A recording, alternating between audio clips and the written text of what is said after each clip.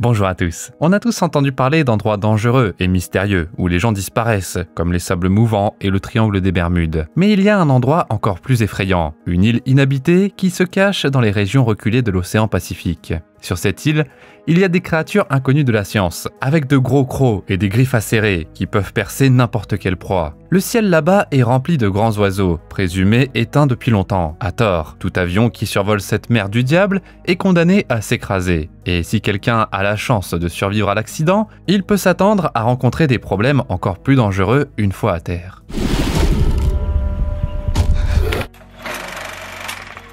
Le film débute en 1945, dans le ciel au-dessus du triangle des Bermudes d'Asie, également connu sous le nom de mer du diable. Cette zone maudite au sud du Japon, dans la mer des Philippines, est un endroit où des navires disparaissent mystérieusement. Deux pilotes américains rentrent chez eux après la victoire de la Seconde Guerre mondiale. Ils s'attendent à un accueil de héros et ont hâte de retrouver leurs proches. Mais ensuite, les instruments de leur avion commencent à avoir des problèmes. Un objet étrange passe devant eux avec un cri obsédant, suivi d'un oiseau étrange entrant en collision avec le pare-brise. L'avion vole dans un troupeau de ptérodactyles, entraînant la défaillance simultanée des deux moteurs. Les pilotes s'éjectent précipitamment de l'avion. Le parachute du premier pilote se déploie avec succès, le guidant vers une île inhabitée voisine. Le deuxième pilote plonge dans l'océan, tirant désespérément le cordon du parachute.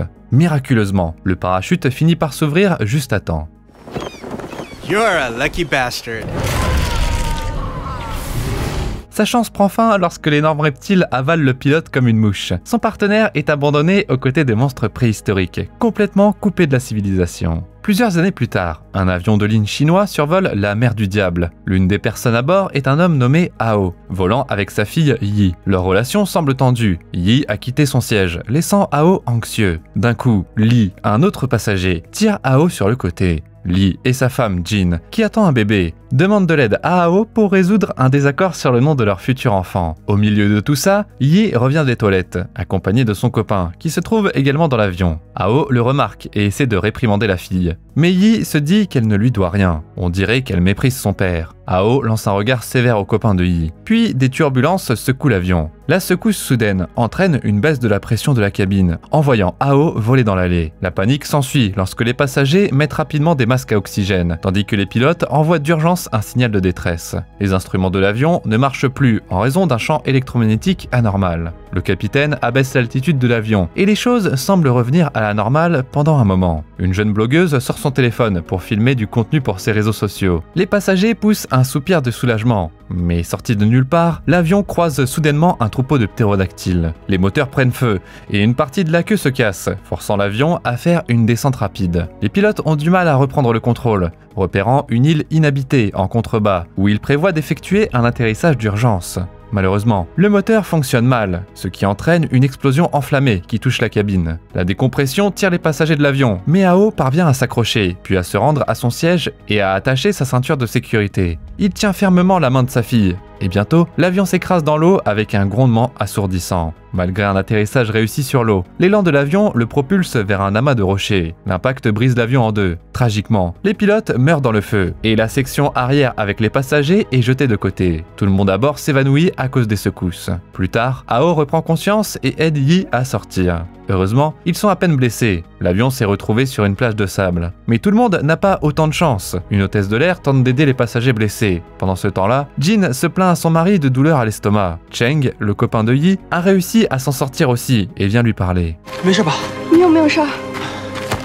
La blogueuse filme déjà une autre vidéo, et l'équipe essaie de faire fonctionner des talkie-walkie, mais il n'y a pas de réseau. Grâce à Ao, ils se rendent compte que leur trajectoire de vol les a menés à survoler la mer du diable. Les autorités devraient être en mesure de les localiser et d'envoyer une équipe de secours pour les récupérer. Mais d'ici là, ils doivent survivre seuls pendant plus d'une journée. Les passagers s'inquiètent, ils n'ont que très peu de nourriture et encore moins d'eau. Ao, Cheng et Lu se dirigent dans les bois pour trouver des provisions. Sur la route, Ao découvre que Cheng étudie l'histoire à l'université. D'une manière simple, Ao lui dit de rester à l'écart de Yi. Pendant ce temps-là, sur la plage, l'un des survivants explore les eaux peu profondes et y trouve le portefeuille de quelqu'un. Il en retire de l'argent, impatient de le dépenser. À ce moment-là, une créature inconnue le traîne sous l'eau. Les autres ne le remarquent pas et continuent à s'occuper des blessés. Jin interroge Yi sur sa relation avec son père. Il s'avère que la mère de cette fille est décédée récemment, et qu'elle et son père revenaient en avion après ses funérailles en Australie. Yi partage des restes avec Jin et veut ensuite fumer une cigarette.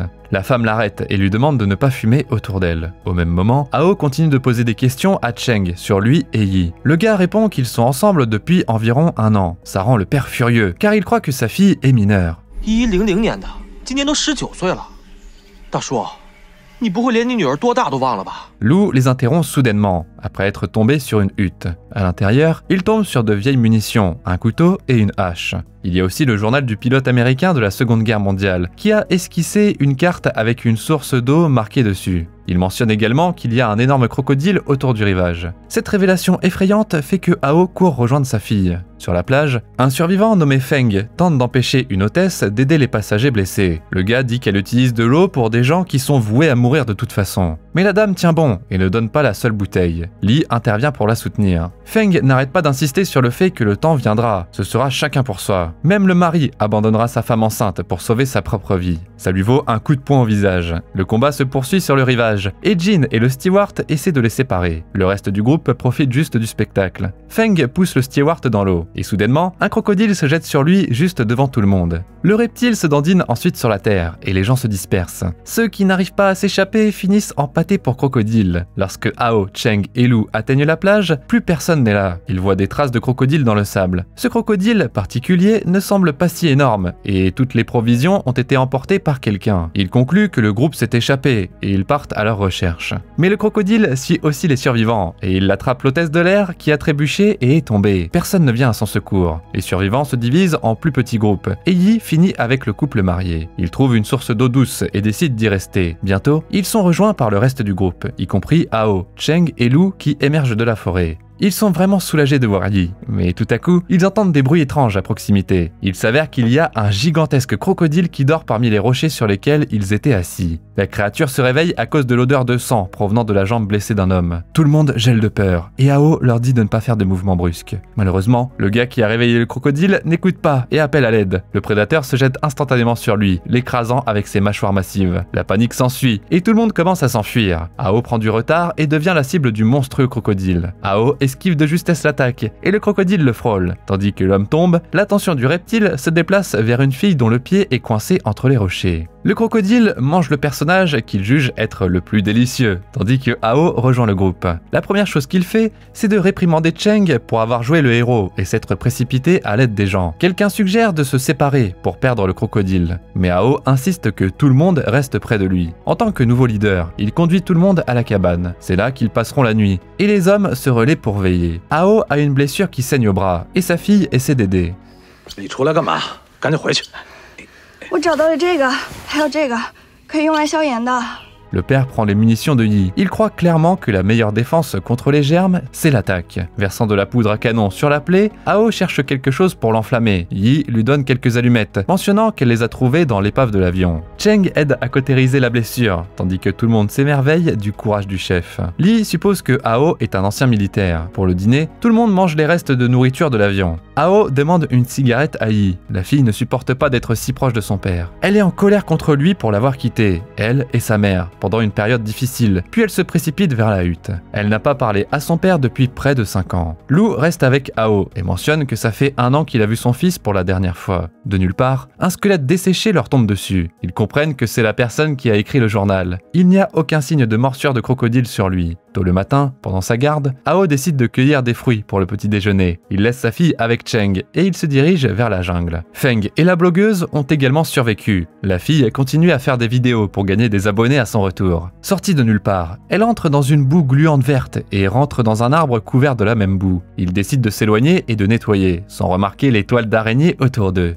Soudainement, une paire de pattes pointues émerge d'un petit œuf vert. En même temps, dans la cabane, tout le monde se réveille et remarque un étrange brouillard épais à l'extérieur. Il y a d'énormes araignées qui se profilent juste au-dessus d'eux. Cheng suggère de se passer discrètement devant les monstres endormis, Yi ne veut plus quitter son père, mais Cheng la convainc. Ils sortent lentement de la cabane, esquivant les jambes pointues. Bien sûr, l'un des survivants maladroits se retrouve pris dans une toile d'araignée. Les autres lui disent d'enlever soigneusement ses vêtements pour s'échapper. Étonnamment, ce plan fonctionne. Mais ensuite, le gang repère Lu, qui est endormi, qui pourrait faire du bruit s'il se réveille. Cheng parvient habilement à le réveiller sans faire de bruit. Tout à coup, le même fauteur de troubles tombe à nouveau dans le piège à araignées. De la boue verte visqueuse coule sur sa tête, et les araignées affamées se réveillent pour manger le pauvre gars. Les autres se dépêchent, mais il est difficile de se déplacer rapidement dans le brouillard épais. Une araignée leur barre le chemin, essayant de les poignarder avec ses jambes. Lu jette des pierres pour détourner son attention des femmes. L'homme s'enfuit seul, tandis que les autres choisissent de retourner à la cabane, pensant que ce sera plus sûr là-bas.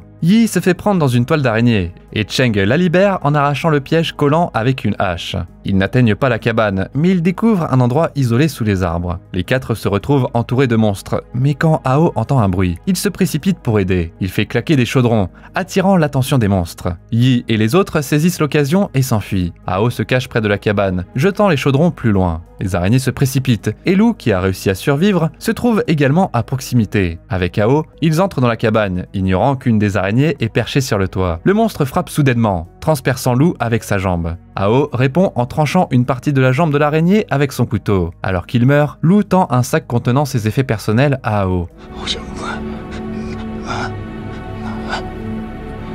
Le gars n'a même pas la chance de dire ces derniers mots, et la vie le quitte. Hao attrape son couteau et la patte d'araignée pointue, puis se lance dans une bagarre avec le monstre sur le toit. Pour une raison quelconque, l'araignée ne voulait pas descendre et entrer dans la hutte, qui n'a même pas de porte. En bas, Hao esquive habilement les attaques de l'araignée, mais peu de temps après, la créature brise une partie du mur, jetant le héros à l'extérieur. Hao essaie de s'enfuir, mais le monstre lui poignarde la jambe et le ramène. Dès qu'il se libère, Hao sort une grenade de sa poche et explose la créature en morceaux. Les survivants entendent le bruit de l'explosion, ils continuent à bouger, et ils arrivent bientôt à une petite rivière. Ils pataugent, mais bien sûr, il y a un crocodile dans l'eau. Cheng n'arrive pas tout à fait à temps, et Li suggère d'utiliser une hache. Cheng attrape la hache, puis trébuche immédiatement, tombant face la première dans la rivière. Cette erreur lui coûte presque la vie. Heureusement, le crocodile est confus par un geste aussi audacieux, et il n'a pas la chance de le manger. Cheng rampe vers le rivage, prêt à faire face à une fin héroïque. La hache toujours à la main. Juste à temps, Hao apparaît, s'envolant hors des buissons comme Superman, et il repousse Cheng. Dans un second bond, Hao échappe habilement au crocodile, s'accrochant à une branche d'arbre. Acceptant la défaite humiliante, le reptile affamé s'éloigne à la nage. Hao retrouve le groupe, et Yi lui fait un câlin chaleureux. Le père a enfin gagné son affection. Il assure à tout le monde que tout ira bien. Pendant que tout cela se passe, la blogueuse, couverte de boue verte, et Fang arrive à un lac. La fille saisit l'occasion de se nettoyer, et elle le fait même d'une manière plutôt séduisante. C'est tellement captivant que ça déclenche carrément une musique romantique dans l'esprit de Feng, ce qui l'amène à mettre momentanément de côté ses pensées sur le crash de l'avion, les reptiles tueurs et leur lutte pour la survie. Tout à coup, une éclaboussure fait sursauter la fille, alors qu'elle se retourne pour voir Feng, debout, torse nu, essayant de flirter de manière joueuse. 当我什么人呢？装什么装啊？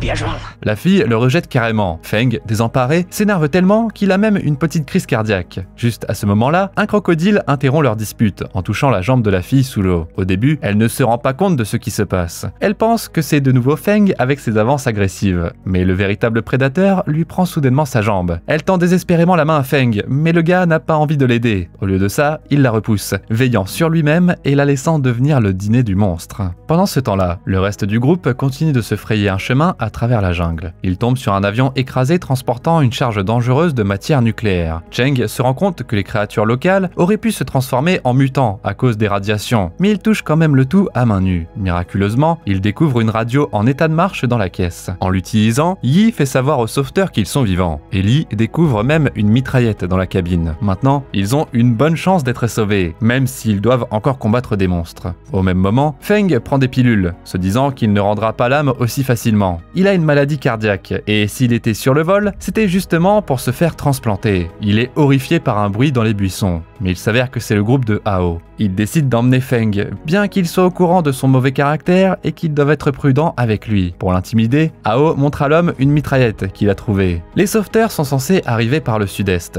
et les survivants se dirigent vers la plage de l'autre côté de l'île. Ils reviennent à la rivière, qu'ils ne peuvent plus traverser à pied. Malheureusement, Jin ne sait pas nager, donc le groupe doit passer un peu de temps à construire un radeau. Hao prend les devants et va dans l'eau avec une vigne, avec laquelle il tirera le radeau. Il se rend de l'autre côté, sauver, et le reste du groupe lui emboîte le pas. Tout se passe bien, jusqu'à ce qu'un crocodile apparaisse au loin. À ce moment-là, les survivants sont au milieu de la rivière. Ao tire aussi fort qu'il le peut, mais le crocodile se rapproche rapidement. Accablé par la peur, Feng nage en arrière. Yi et Cheng parviennent à atteindre le rivage, tandis que le couple marié est toujours sur l'eau. Essayant de garder sa femme enceinte en sécurité, Li pousse le radeau tout en restant derrière.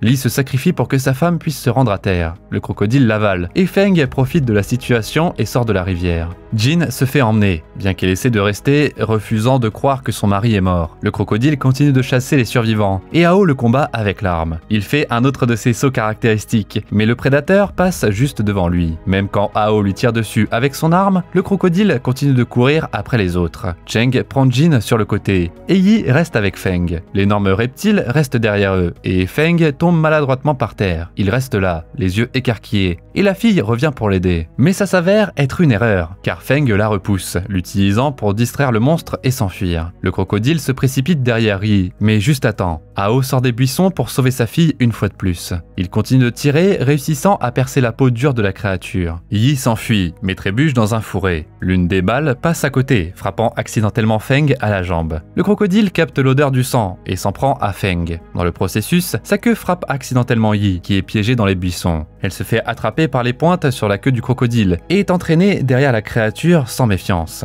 Feng a une autre crise cardiaque et se retrouve ensuite dans les mâchoires du reptile. Eh bien, bon débarras. Après avoir rempli son ventre, le crocodile continue de courir et Ao le poursuit. Cheng et Jin se joignent également à la poursuite, même si on leur avait dit de rester où ils étaient. Alors que le soleil se couche, de fortes pluies recouvrent l'île. Les trois survivants se dirigent vers la grotte en suivant les traces du monstre. Ao rentre à l'intérieur avec Cheng qui le suit, tandis que Jin reste près de l'entrée. L'énorme crocodile dort à proximité. Dans un moment déchirant, la femme repère les restes de son mari décédé, les larmes aux yeux. Malgré son choc, elle parvient à étouffer les cris, ne voulant pas réveiller la bête. Ao cherche Yi près de la queue du crocodile, avec Cheng qui tient une petite hache. En voyant les innombrables os, le père perd espoir de retrouver sa fille. Il crie son nom, mais n'entend rien en retour. Juste au moment où il devient désespéré, Yi se réveille et émerge de derrière les rochers, blessé et incapable de marcher.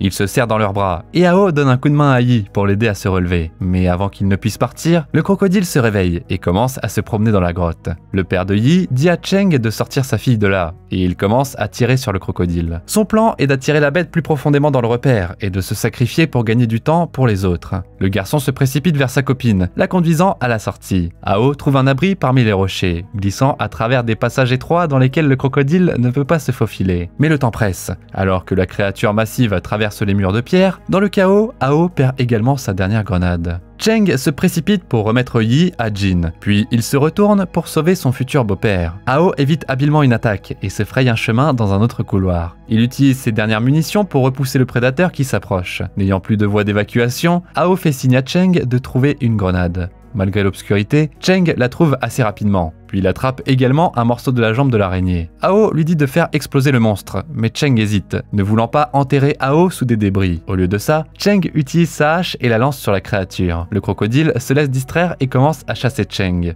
Profitant de l'occasion, Cheng tire l'épingle et lance la grenade sur la créature. Le crocodile s'effondre et reste immobile. Ao sort à l'air libre.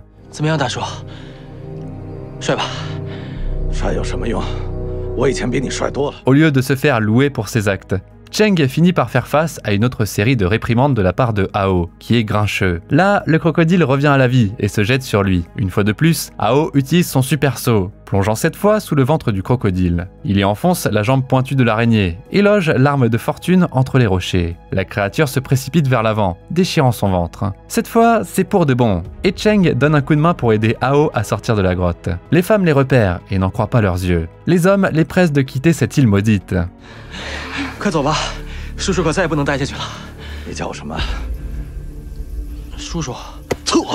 Finalement, Yi se débarrasse des cigarettes, les laissant aux monstres. Les survivants se dirigent vers la plage, où des hélicoptères de sauvetage sont déjà en route. Il existe de réelles preuves qu'un avion s'est écrasé dans la mer du Diable en 1945. Le pilote a réussi à envoyer un signal de détresse avant que l'avion ne s'écrase. Ses derniers mots furent « Quelque chose se passe dans le ciel vient de s'ouvrir ». Au cours des 10 années suivantes, 9 navires ont mystérieusement coulé dans cette zone, même quand la mer était complètement calme.